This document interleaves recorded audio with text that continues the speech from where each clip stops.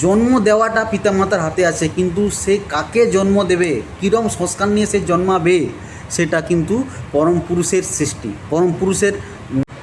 নমস্কার, আজকের টপিক হলো গুরু কৃপাহি কেবলম। দেখুন, আমরা সবাই ভাবি যে আমি করছি।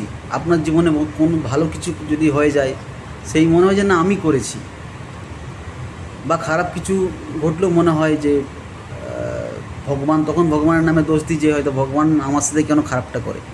কিন্তু এই জিনিসটা বোঝার আছে, কারণ দেখবেন আপনি যা ভাবছেন, আপনি যা করছেন, আপনি যা ভাবছেন না এবং যা আপনি করছেন না, সব কিছুই কিন্তু আপনার পরম গুরু কৃপা, সেটা পরম পুরুষের আগের থেকে ফিক্সড করা রয়েছে। আপনি পৃথিবীতে এসেছেন, সেটাও ফিক্সড। দেখুন, একটা সন্তান একটা বাড়িতে জন্মাবে, তার পরিবারের লোক জানবে যে আমার পরিবারে একটা সন্তান আসতে চলেছে, কিন্তু সন্তানটা কে হবে সেটা কিন্তু তাদের হাতে নেই, সেই মাতা পিতার হাতে নেই, সেটা কিন্তু ভগবানের হাতে আছে। যে সেই ব্যক্তিটা কেমন হবে, তার চারিত্রিক দৃঢ়তা কেমন হবে, সে কতদূর সাকসেস পাবে, কোন প্রফেশনে সাকসেস পাবে, বা তার জীবনটা কীভাবে যাবে, সেটা কিন্তু সেই পিতা মাতার হাতে নেই। সেটা কার হাতে আছে? পরম পুরুষের হাতে আছে। দেখুন, তা না হলে কিন্তু আমি যদি আমার কথাই বলি, আমি কিন্তু এক আম্বানি ফ্যামিলি বা কোটিপতি ফ্যামিলিতে জন্মগ্রহণ করতে পারতাম, কিন্তু কেন পারলাম না? তাহলে সেটা আমার হাতে নেই। জন্ম দেওয়াটা পিতামাতার হাতে আছে, কিন্তু সে কাকে জন্ম দেবে, কীরকম সংস্কার নিয়ে সে জন্মাবে, সেটা কিন্তু পরম পুরুষের সৃষ্টি, পরম পুরুষের ঠিক করা। তাহলে আজকে এটা জিনিস আমাদেরকে এটা বুঝতে হবে যে আমরা যাই করি না কেন, যাই ভাবি না কেন, যা সব কিছুই যা করি এবং যা ভাবি, সব কিছুই কিন্তু সেই গুরুর কৃপাতে হয়।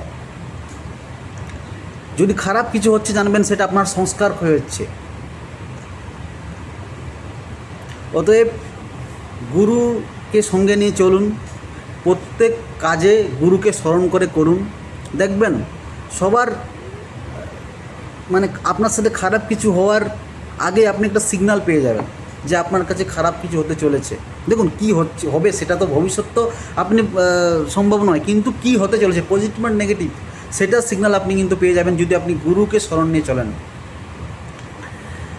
আর দেখুন, এটা বুঝতে গেলে আপনাকে একটা এক্সাম্পল দিই। কারণ দেখুন, আপনি দেখবেন অনেকের সাথে একটা ক্লাসে অনেকগুলো বাচ্চা পড়ছে, কেউ ফার্স্ট কেউ সেকেন্ড হচ্ছে, সবাই কিন্তু ফার্স্ট হচ্ছে না, সবাই লাস্টও হচ্ছে না। আপনি কোথাও যাচ্ছেন, বাসে করে, বাস অ্যাক্সিডেন্ট হয়ে গেল, কেউ মারা গেল, কেউ হসপিটালে অ্যাডমিট হলো, কেউ আবার বেঁচে গেল। তাহলে আলটিমেট ওই ব্যক্তিটাই কেন বাঁচল, ওই ব্যক্তিটাই কেন মারা গেল? যখন এই গভীর চিন্তাটা আপনি করবেন, বুঝতে পারবেন যে না, আমাদের লক্ষ লক্ষ জন্মের সংস্কার অনুযায়ী আমরা এই জন্মে তার সেই হিসাবে ফলটা পাবো।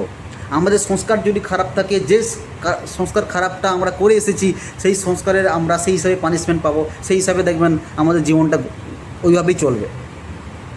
অতএব সময় আছে, গুরুকে সঙ্গে নিয়ে চলুন, সাধনা করুন এবং প্রত্যেক কাজে সেই গুরুকে স্মরণ করে করুন।